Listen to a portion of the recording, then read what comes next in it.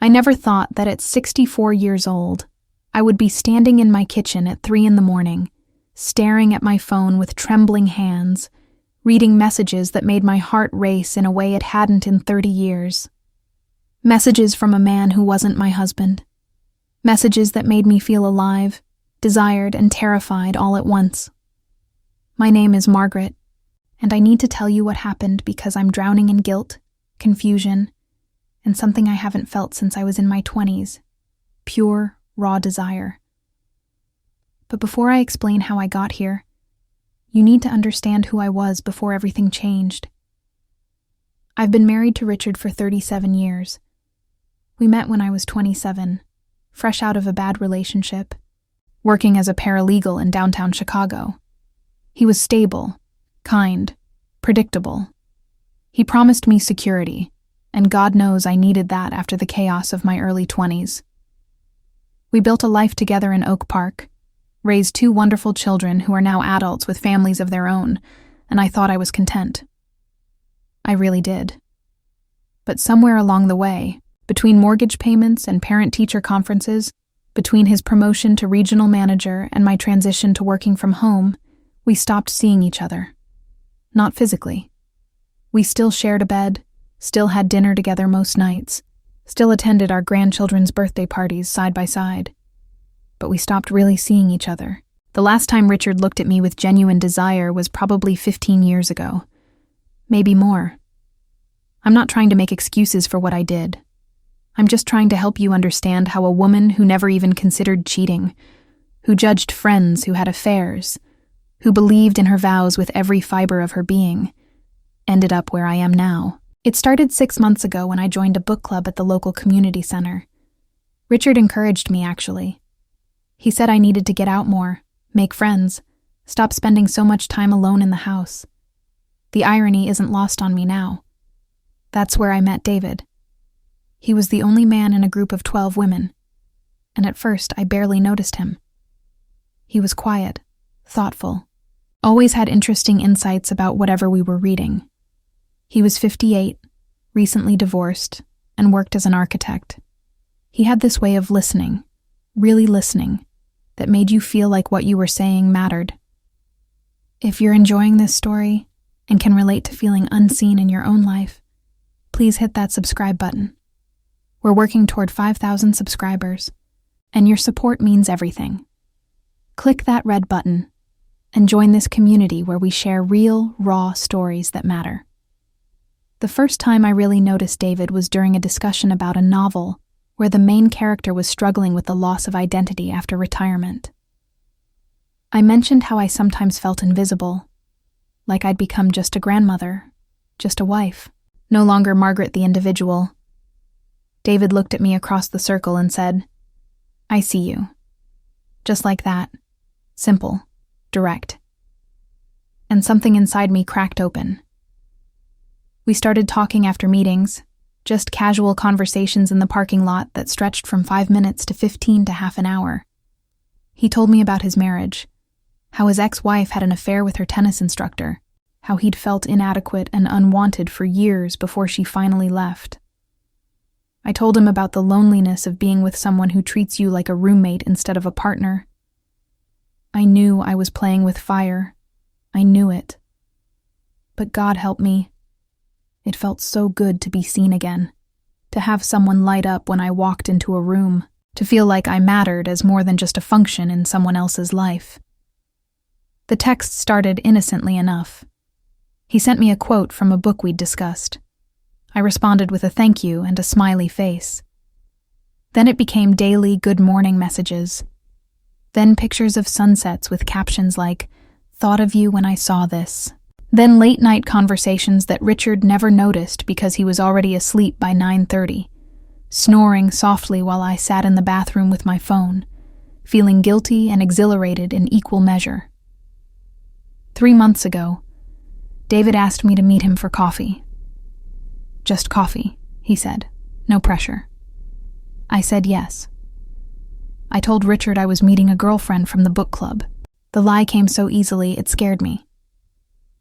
We sat in a small cafe in Evanston, and for 2 hours we talked about everything. Our childhoods, our dreams, our regrets. He told me I was beautiful. Not in a sleazy way, not like he was trying to get something from me. He said it like it was a simple fact, like he was commenting on the weather.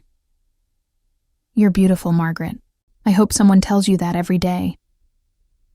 Tears sprang to my eyes because no one had told me that in years, not even on my birthday. That's when he reached across the table and took my hand. And I let him. I sat there in a public cafe, wearing my wedding ring, and I let another man hold my hand like I was his. The touch was electric. I felt it everywhere, that simple connection of palm against palm, and I realized I was starving for human touch that wasn't just functional, that wasn't just passing the salt or a pat on the shoulder. When I got home that day, Richard was watching a baseball game. He asked if I had fun, and I said yes, and that was that. He didn't ask follow-up questions. He didn't notice I'd put on makeup or worn the blue dress he used to love. He just turned back to the TV, and I went upstairs and cried in the shower. Here's where I need you to understand something about me. I'm not a bad person. I'm not someone who takes her vows lightly. But I was dying inside, slowly becoming a ghost in my own life, and David made me feel real again. Please, if this story is resonating with you, help us reach our goal of 5,000 subscribers. Click subscribe right now and be part of this journey. Your support helps us continue sharing these honest, difficult stories. The second coffee date happened 2 weeks later, then a third. By the fourth time, we weren't even pretending it was just friendly anymore. We'd hold hands across the table, and he'd look at me with an intensity that made my stomach flip like I was a teenager again. I can't stop thinking about you, he told me one afternoon in early spring. We were sitting in his car in a park by the lake, watching joggers go past. I know this is complicated, Margaret. I know you're married, but I need you to know that you're all I think about. I should have ended it right there. I should have been strong, gone home, maybe suggested marriage counseling with Richard, tried to fix what was broken in my actual marriage. But instead, I said, I think about you too, all the time. What do you want? He asked me, his blue eyes searching mine. I don't know, I whispered. I'm so confused. I love my husband. I do. But I don't feel alive with him anymore. And with you, I feel everything. He leaned closer, and I knew he was going to kiss me. I had about 3 seconds to stop it, to pull back, to preserve the line I hadn't technically crossed yet. But I didn't. I let him kiss me, and I kissed him back. And it was like being struck by lightning after years of darkness. We kissed in that car for 20 minutes, like teenagers. And when I finally pulled away, breathless and shaking, I saw myself reflected in the car window.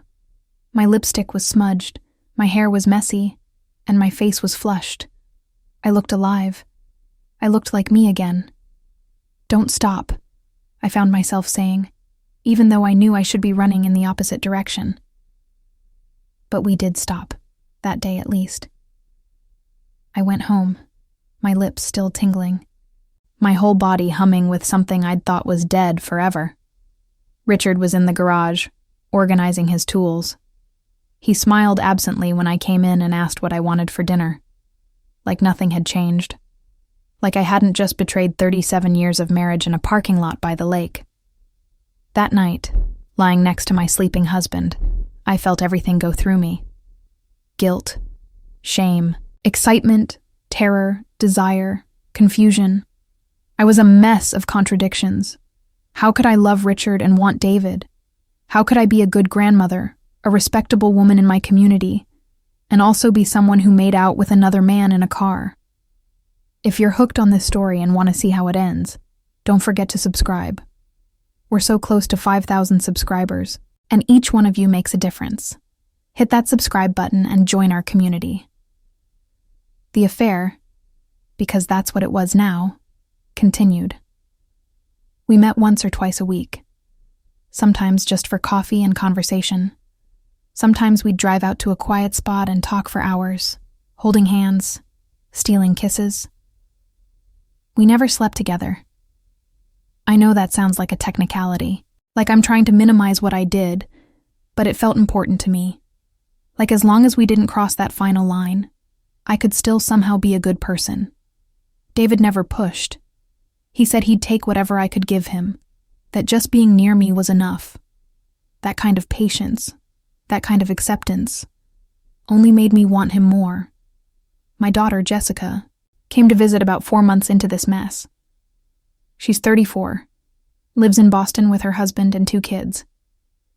She cornered me in the kitchen while Richard was playing with the grandchildren in the backyard. "Mom, are you okay?" she asked. "You seem different, distracted." My heart stopped. "I'm fine, honey. Just busy with the book club and some volunteer work." She studied me with those sharp eyes she got from her father. "You're not having an affair, are you?" I actually laughed, a high, nervous sound. "Jessica, what a question." "I'm serious, Mom. You have this look, like you're somewhere else all the time, and you keep checking your phone." "I'm 64 years old," I said, trying to sound indignant. "I'm not having an affair," but the lie sat heavy in my stomach for days after she left. Because she was right. I was somewhere else all the time. I was with David, even when I was physically present with my family. The turning point came 2 months ago. David asked me to go away with him for a weekend. Just 2 days, he said. To a small town in Wisconsin, a place where nobody knew us. No pressure. Separate rooms if I wanted, just time together without looking over our shoulders. I said I'd think about it. But we both knew I was going to say yes. I told Richard I was going on a women's wellness retreat with some ladies from the book club. He barely looked up from his iPad. "That's nice, Margie. Have fun." Margie. He used to call me that when we were young, but now it just sounded like a diminishment, like he'd reduced me to something small and manageable. The drive up to Wisconsin with David was surreal. We sang along to old songs on the radio, stopped at a roadside diner for lunch, held hands across the console. It felt like we were the only 2 people in the world. We checked into a bed and breakfast in a tiny town called Cedar Grove. David had booked 2 rooms, just like he'd promised, but we both knew we'd only use one. Standing in that room, with its floral wallpaper and antique furniture, I had a moment of absolute clarity. If I did this, if I slept with David, there would be no going back. I couldn't pretend anymore that this was just an emotional connection, that I hadn't really betrayed my marriage. This would be the final step, the ultimate betrayal. "We don't have to do anything," David said softly, reading my mind like he always did. "We can just talk, watch movies. I'm happy just being with you, Margaret." Subscribe now if you want to know what happened next. We're building toward 5,000 subscribers, and your click makes all the difference. This is a community where we share real stories about real choices. Be part of it. I looked at this man who made me feel seen, desired, alive, and then I thought about Richard, probably watching TV in his recliner, completely unaware that his wife was standing in a hotel room with another man, contemplating destroying everything they'd built together. "I need to call my husband," I said suddenly. David nodded, stepped outside to give me privacy. I sat on the edge of the bed, phone in my hand, and I called Richard. "Hi, honey," he answered, sounding distracted. I could hear the TV in the background. "Richard, I need to talk to you about something." "Can it wait? The game's on." And there it was, the perfect encapsulation of our marriage. Everything could wait. I could always wait. "No," I said firmly. "It can't wait." I heard him sigh, heard the TV volume lower. "Okay, what's going on?" "When was the last time you really looked at me?" Silence, then confused. "What do you mean?" "When was the last time you told me I was beautiful? When was the last time you held my hand just because you wanted to touch me? When was the last time you asked me about my dreams, my fears, what I wanted out of life?" More silence. Margie, where is this coming from? Are you okay? Is something wrong with the retreat? I started crying. Richard, I'm not at a retreat. I'm in Wisconsin, with a man I met at book club. The silence that followed was deafening. When he finally spoke, his voice was different, sharp, awake. What? I haven't slept with him, I said quickly. But I wanted to. I want to. And I need you to know that I've been dying in our marriage for years, Richard. I've been disappearing and you haven't even noticed. Come home, he said, his voice cracking. Please, Margie, come home right now. I don't know if I want to, I whispered. That's the problem. I don't know what I want anymore. I hung up before he could respond. My hands were shaking so badly I dropped the phone. David came back in, took one look at my face, and wrapped me in his arms. What happened? I told him. Not everything, but enough. What do you want to do? That question again. What did I want? For 37 years, I'd done what everyone else wanted. Been the good wife, the good mother, the good grandmother. When did I last ask myself what Margaret wanted? I want you, I said. God help me. I want you. What happened next was beautiful and terrible and confusing and perfect all at once. We made love, and it was nothing like the mechanical, occasional encounters I'd had with Richard in recent years. It was passion and connection, and being seen and wanted and desired. At 64 years old, I felt everything go through me. Every emotion, every sensation, every moment of being truly alive. But when it was over, lying in David's arms while he slept, I cried. Because I'd crossed the line. There was no uncrossing it now. If you're still with me, please subscribe to the channel. We're working so hard to reach 5,000 subscribers, and you can help by clicking that button right now. Join us in creating a space for honest, real conversations. The drive back the next morning was quiet. David held my hand, kissed it occasionally, told me he loved me. Those words should have made me happy, but they just made everything more complicated. When I got home, Richard was sitting at the kitchen table, looking like he'd aged 10 years overnight. He stood when I came in, and I saw something in his eyes I hadn't seen in decades. Fear. Don't leave me, he said, just like that. No anger, no accusations, just fear and desperation. I don't know what I'm going to do yet, I told him honestly. Who is he? Does it matter? Do you love him? Did I? Was what I felt for David love, or was it just the intoxication of being wanted again? I don't know. Maybe. I'm so confused, Richard. I've been a terrible husband, he said, tears streaming down his face. I'd never seen Richard cry. Not when his father died. Not when our son broke his arm falling from a tree. Not ever. I got comfortable. I took you for granted. I stopped trying. I'm so sorry, Margie. I slept with him, I said, needing him to know the full truth. Last night, I slept with him. He flinched like I'd hit him, but he didn't leave. He just stood there crying, his whole world falling apart, and he said, I still love you. I know I haven't shown it, but I do. Please give me a chance to fix this. That was 6 weeks ago. Since then, I've been living in this awful limbo. Richard has been trying, really trying. He books date nights, brings me flowers, asks about my day, tells me I'm beautiful. All the things I've been craving for years he's suddenly doing. But David is still texting me. Still telling me he misses me, that those 2 days were the best of his life, that he's willing to wait however long it takes. My daughter knows something is wrong. She calls more often, asks pointed questions. My son visited last week and asked if Dad and I were getting divorced. The whisper network in our community is vicious. Someone saw David and me having coffee months ago, and now there are rumors. Our friends are choosing sides before there are even sides to choose. I'm 64 years old, and I'm more confused than I've ever been in my life. Do I stay with Richard and try to rebuild what we had, knowing that it took the threat of losing me for him to finally see me again? Do I leave my marriage of 37 years for a man I've known for less than a year, who makes me feel alive, but might just be a symptom of my midlife crisis? Do I leave both of them and learn how to be alone, to find myself without defining myself through a relationship?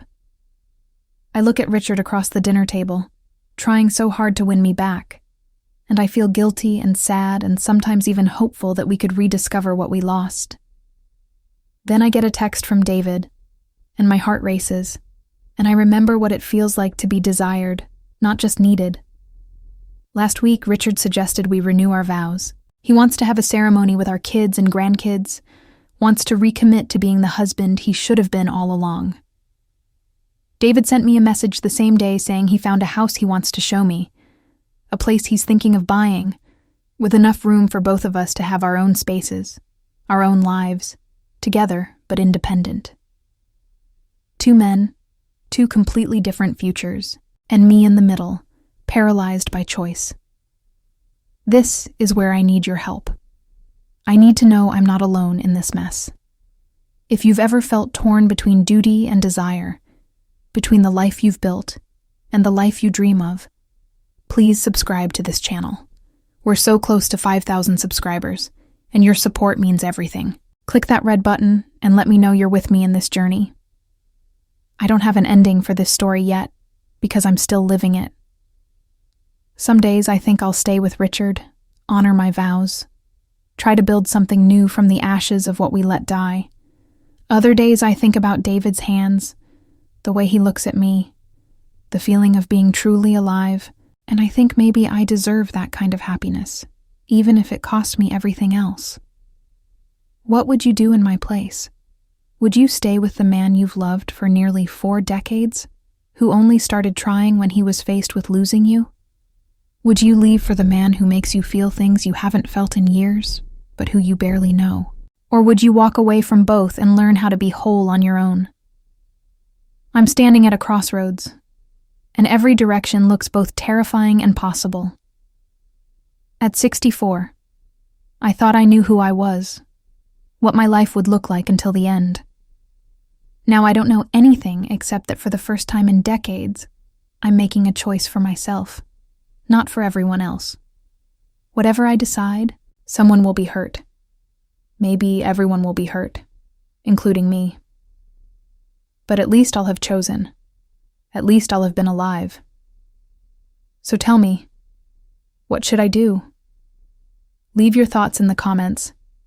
And if you haven't already, please subscribe to help us reach 5,000 subscribers. Your support, your story, your voice matters. Click that subscribe button and be part of this community where we face these impossible choices together. Because at the end of the day, we're all just trying to figure out how to be happy, how to be true to ourselves, how to live lives that matter. And sometimes that means making the hardest choices we've ever faced. What would you do in my place? I really need to know.